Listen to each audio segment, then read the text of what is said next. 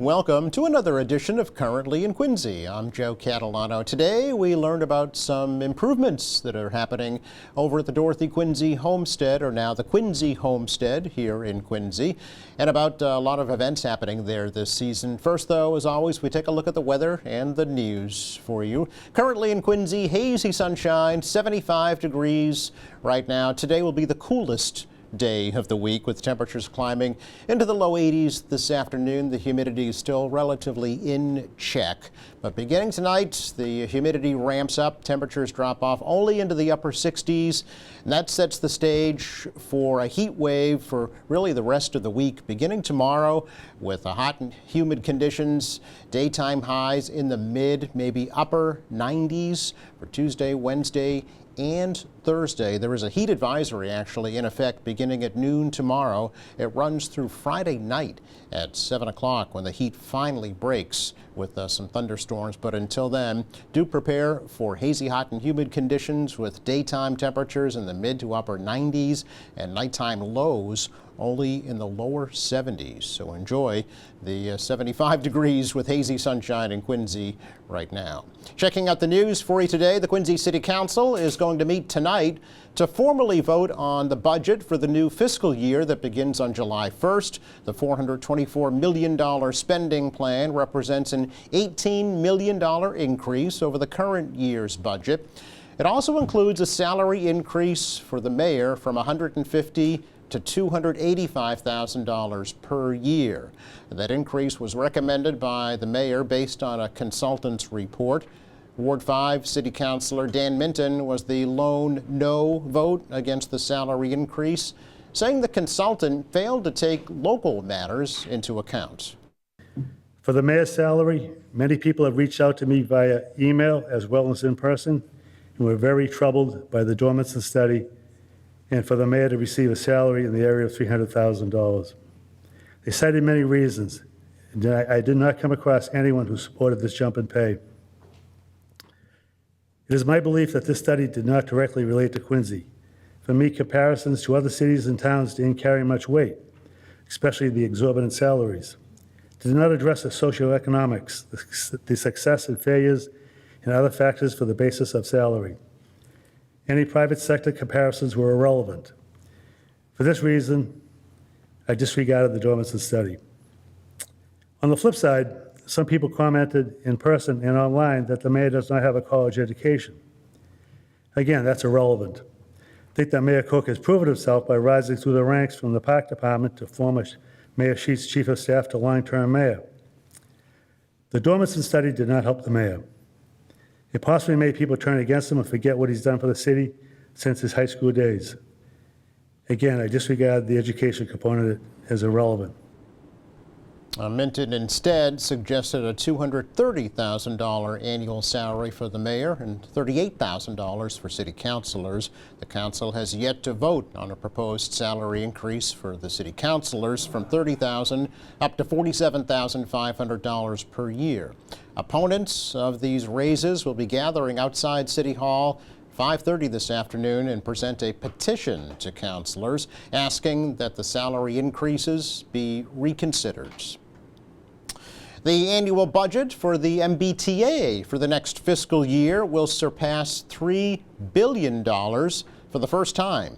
The MBTA board last week unanimously approved the new spending plan, represents an 11% increase. The T says the new budget will pay for more than 8,000 employee positions and incorporates negotiated pay raises. The spending plan will tap $307 million in the remaining pandemic relief funds, but it will still leave the T with a $700 million deficit. The T says they hope to trim costs by about $93 million by reducing professional services, third-party contractors, and overtime. The board also approved a $9.6 billion capital investment plan for maintenance and modernization aimed at eliminating all slow zones on subway lines by the end of this year. Well, the water at Wollaston Beach in Quincy was safe for swimming 88% of the time that it was tested last year. The annual water quality report card issued recently by Save the Harbor, Save the Bay indicated the 88% safe rating, which was unchanged from 2022. Now, the water at Wollaston had its worst year for safe swimming in 2021. That's when it was safe only 82% of the time that it was tested. The best year for water quality at Wollaston was in 2018, when it was safe for swimming 93% of the time that it was tested. 2019 saw an 87% safe rating, and it was 85% in 2020. City Point and Pleasure Bay beaches in South Boston both earned a 100% safe rating. Kings Beach in Lynn had the lowest rating at 55%. The state tests the water quality at state-run beaches on a weekly basis from Memorial Day through Labor Day. City of Quincy Welcome Center held a grand reopening ceremony last week after a series of renovations. The Welcome Center at the Hancock Adams Common in Quincy Center received a state grant for a complete remodeling project. Quincy Mayor Thomas Koch says the Welcome Center puts Quincy on par with many other tourist destinations. This is incredible. It really is. I mean, for a long time, the city's always had its history, but we didn't always have our plan quite together. Yes, we were a destination, but we weren't prepared for the visitors. I think we've come a long, long way in the last decade preparing for people. And this is just the frosting on the cake. This is unbelievable. And I know I'm here with my colleagues who agree with me what we need to do on tourism, and they support each year the appropriations from the hotel tax, which was an effort that was actually Jim Sheets and Dan Romani brought that in way back when, and it's been a huge part of what we've been able to do. It gives us some resources. The Welcome Center features a walkable map of the city of Quincy, a series of digital screens with information about the city's past and present, chairs designed as they were on Navy ships during World War II, even stools depicting the Quincy quarries, and a wooden train landscape for children to drive. It's our check of news for you today. Coming up, the Quincy Homestead is open for the season with some big improvements and some great events planned this year. We'll learn all about it next.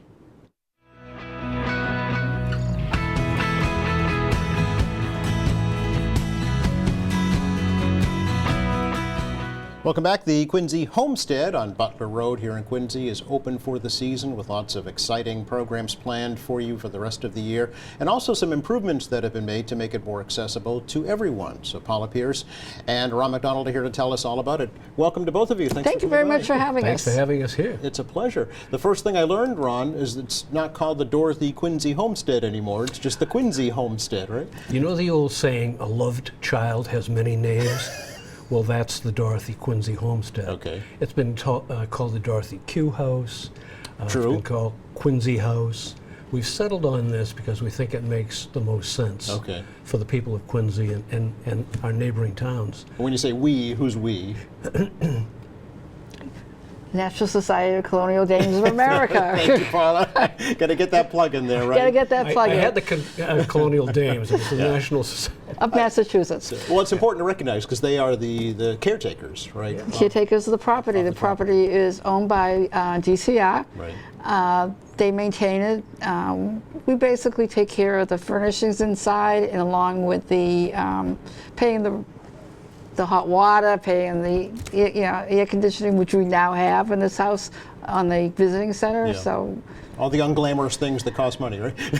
Yes, yes. And they all support the pay of the docents, Yes. and pays for the different events we have at the homestead. This year we're fortunate that the Quincy Art Council has donated us $1,500 to pay for our special events this year. That's great. And Quincy has also paid for other things that are going on in the home, different grants. We try to work for grants, and we just finished I think it was $160,000 to make the first floor accessible to the handicap. Yes. With a beautiful handicap bathroom Yes. and visiting No, center. it's important. Which yeah. is important. Absolutely, yeah. We have some pictures. Can we stop there and show some pictures? We'll stop there and show some pictures when you Because I arrive. think it's important to let folks Okay. know that because this is new this year, right? It's This- brand new this year. Yeah. So folks who may not be aware, and show us what we're looking at, Paula. This is our opening day. It happened like maybe 2 weeks ago. Okay. It's our first tour for the handicap. And this gentleman is Drew Parker. He was our first guest with his aide. It's myself and Carrie Hawley, who is also a co-chair of the homestead. Okay, and you can see the ramp right behind him there that he just came That up. he right? just came up, Yeah. and Drew is actually a Quincy resident. Oh, very good. And we were thrilled to have him. We Yeah. have no idea how we found out that we had the ramp, and it kind of made my day to see I somebody would come up think the ramp. so. Yeah, I would think so. Yeah. We have another photo to show from the interior. This is you showing off a doorway. Yes, so the first floor is accessible. We have all the doorways are handicap. Yeah. We have a ramp going from the 1680 kitchen to the Dining room. dining room. Okay. And so to make this bigger for wheelchairs or walkers, we didn't change the structure of all of the doorways. We have it so that I unhinge it and I pull it back, making it handicap accessible. See, I was assuming you cut that section out, so you didn't. That's just on a hinge. It's just on a We'd have had hinge. to leave town if we did. Yeah, Oh, I hinge. see. Okay. All right. It's on a hinge. We open it up, Yeah. and you wouldn't even know it was there. Clever. Okay, It's- very good. It's really clever. Yeah, let's take So a look I at another enjoy it. one here. Here's the ramp from the This is outside. the ramp else. This is only the temporary ramp. Oh, all right, okay. So DCR is going to be putting a permanent fence ramp in Mm-hmm. with wood, and they're also making a handicap parking space within the property. That's excellent, yeah. So- And where does this lead to in the homestead? This leads to the visiting center. Okay. And we also have air conditioning in the two rooms that you've have really the come up visiting with the center. times, Yes. And we're making another room that has it's a handicap bathroom, but it's outside the handicap bathroom is going to be a viewing center of the second floor on TV. Oh, okay. So we can show them what the second floor is all about. Yes. Dorothy's bedroom, the Flint study, which is really, really great, so they can actually see that. Yeah. Do you know if this is unique, Paula, to historical homes? Are most of them handicapped accessible? Or No, because the Adams isn't, Right, right. and That's true. Peacefield is not. I That's mean, I right. know the church is, but Just. and Yeah. we're just. So yeah. we're probably looking for funds or grants to do to pay for the equipment for this particular room to make it a viewing center Okay. for people who can need to see what's going up on Yeah, the yeah. second floor. So Excellent. it's really phenomenal. Sure. Ron, we probably should. Oh, yeah, we do have one more to show. Okay, this is the what do we have here? This This is the other side of the door. Okay. So there's two doors here, and going up the ramp from the old kitchen into the dining room. Okay. Oh, and that doorway that we see is the one that's on hinges? Yes, that it's opens part up. of this. This also has hinges. Okay. To allow wheelchair access. Well, What we it's- needed to do is get to 32 inches. Okay. Yeah. Okay, that's the width of a typical wheelchair. Mm-hmm. Of course, you want to account and give a little more room for people who have their hands Of on course, the wheels. yeah.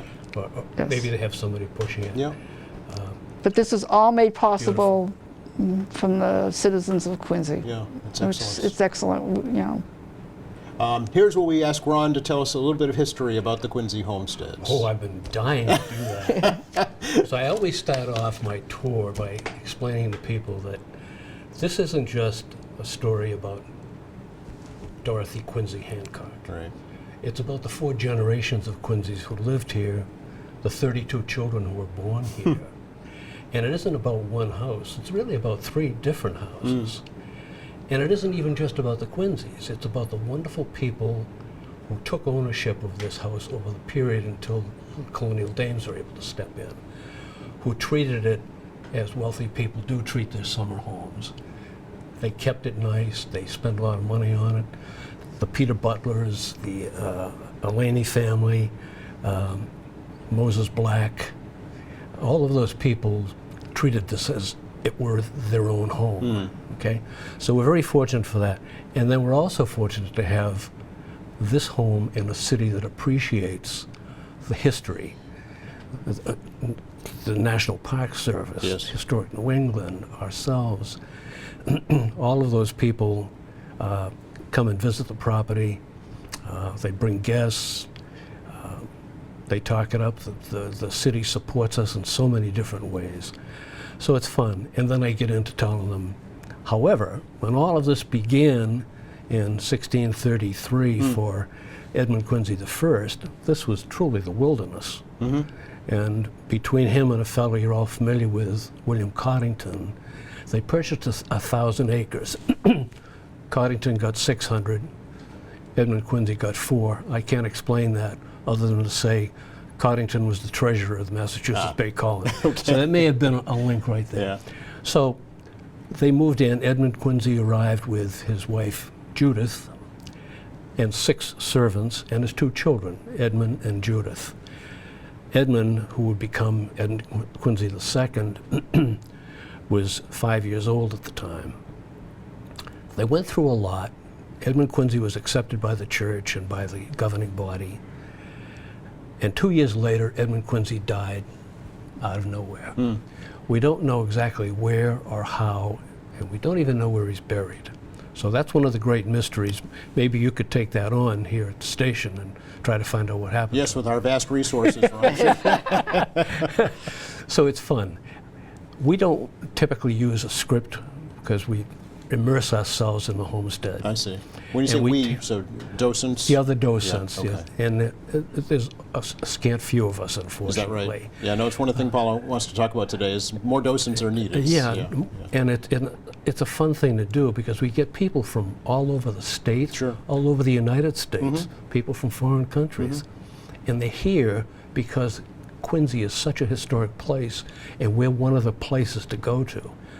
Heck, you only have to drive by it on Hancock Street. It's gorgeous. It's a beautiful It makes place. quite a statement, but the house that's there today is not the original, right, Ron? It's Well, that's or right. part of it is. I No, guess. part of it is. The original part of the house, when I bring people into that, I welcome them to Downton Abbey. Ah, And I said, no, it isn't, but this is really it's a 1681 house. Yeah. And we've tried to keep it as close to that right. as we could. Right. And it was built by Edmund Quincy II. His first wife died. He remarried Elizabeth Gookin Elliott, who was a recent widow. And they built this house together. Okay. Okay. Now it's not on 400 acres anymore. Not anymore, No. a couple of acres. Okay. And one of the things that's intriguing about this house is that it's a timber frame construction using mortise and tenon joints. Think of a hole and a wedge Right. going, and this is what joins them together. And then a hole is drilled through it, and I have a pin I show them, an actual pin, and this is driven in, and that's what's holding this up. Yeah. And I say, now sometimes people run for the door when I tell them that, but It's probably The stronger 60 than a lot of stick frame buildings it's still standing today. here. That's- Yeah. The 1635 house that Edmund Quincy built was timber frame construction Yeah. as well. And that didn't come down to 1893, and only because a school had to be built there. Oh, all right. It could, if the colonial dames had gotten there a few months earlier, that might still would be here. still be on our property. Right, right, okay? So that's built the same way. Yeah. So that's the story of those two houses. When Edmund Quincy II dies in 1698, Edmund Quincy III is entering his last year at Harvard.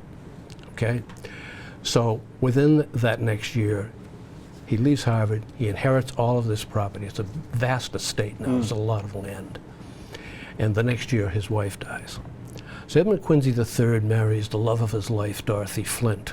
And between them, they create this addition to the 1681 house. Okay? And when you go through it, you realize that it's timber frame construction. Yeah, The same as the 1681 house.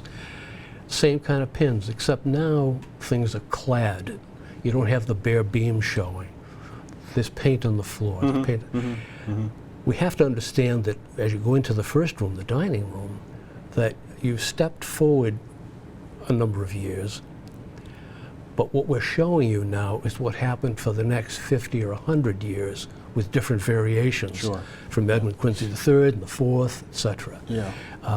And then we go into some other things too. you I know. don't want to run out of time. I know. Because there's just a variety of programs. That I am a happen. windbag, I know No, that. no, not at all. No, I mean it requires that. It's a length lot of to time. tell. But for our purposes, we really want to tell folks what's happening at the homestead because we Yes, want folks of to come course. out, right, and We want hear the people to full come out, story. yes. And- you don't want to hear give me. away too much. The first rule in showbiz. They wanna leave 'em come and wanting see me. more. That's right.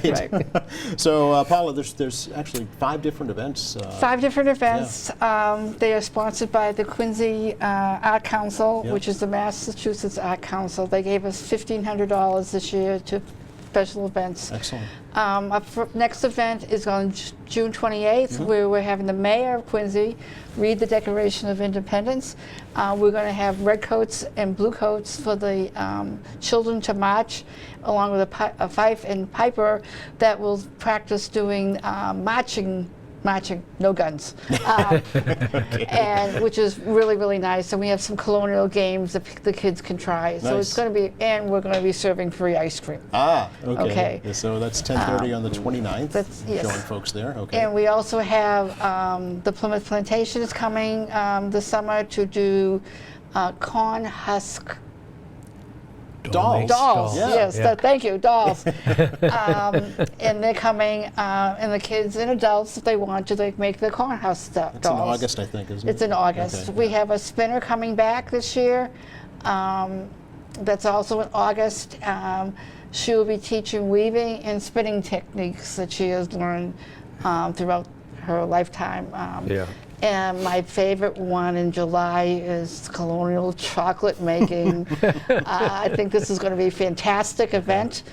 He will be selling some of his colonial chocolate Okay. at there, Okay. but come and get a taste of the colonial chocolate. So that's July 13th, 11 to 2. We're showing folks here with Yep. Robert Lecce, is that his Yes. name? From Yep. Pewter Pot Fine Spiced Chocolates. Ooh, okay. So it's My wife will be the first one to arrive.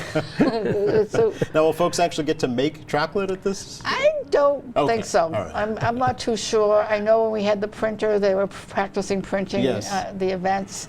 And I think it's a great idea for people to, see what See went how it on, was done? how it was Yeah. done every year Yeah. in the past. So I'm looking forward to That sounds the like a lot whole of fun. event this summer. This is the most active, I think, that the Homestead's been in quite a while. We're showing the tours that are available coming up on July 27th from 11 a.m. to 2 p.m. Yep. So when is the Homestead open, Paula? It's open on those Saturdays from 11 to, Two. last tour is at 1:30. Okay, yeah, right. During it. If we would love to be open more, but we don't have the volunteers to do Yeah, I every understand. single Saturday. Yeah. Hopefully down the road we'll have enough to be open those because it's a great treasure of Quincy. So we should talk about that. How can one become a docent? You can contact the National Dames, the Colonial Dames of America, of Massachusetts. Their link is on the webpage, and they can contact me by that avenue. Okay. Or just show up on a Saturday and that say, right? hey, I want to volunteer. Wow. And I want to put a shout out for Rebecca Dinsmore, who has been gardening those gardens for the past 40 years. Wow. And she's really dedicated to that. Yeah.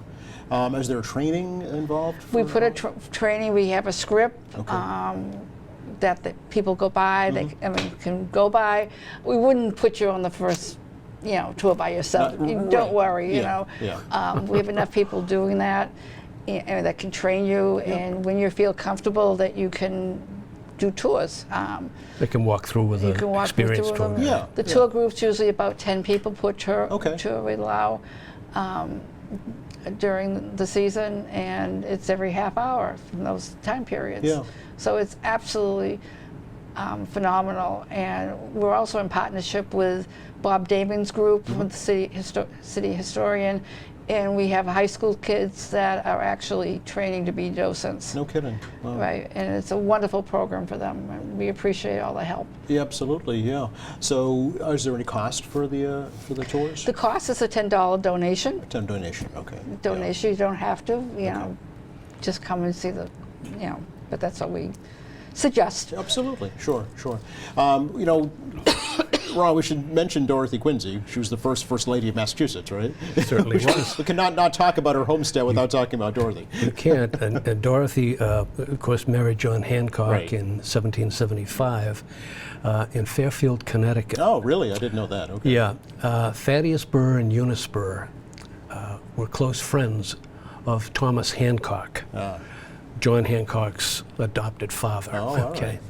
So that's why they went out there to get married. Now, at the same time, John was at the Second Continental Congress.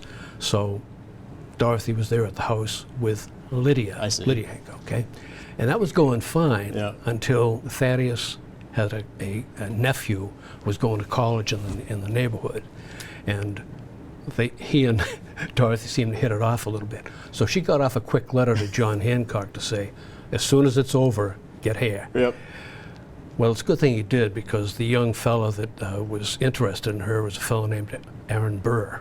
Ah. You know, the good shot Aaron Burr. right. Yeah. So anyway, they were married and went off to Penn, and the history is there. See, these are the stories that you'll get when you take these tours. You know, Yeah, you get yeah. really into the family dynamics of what was Yeah, you happening at the time. They were just people too, right? Just going through a different time. Yeah. She was the last child born to Edmund Quincy IV. Yeah. She also outlived all her siblings by 20 years. Huh. She was 83 when she died. She was Wow. living in Bonn.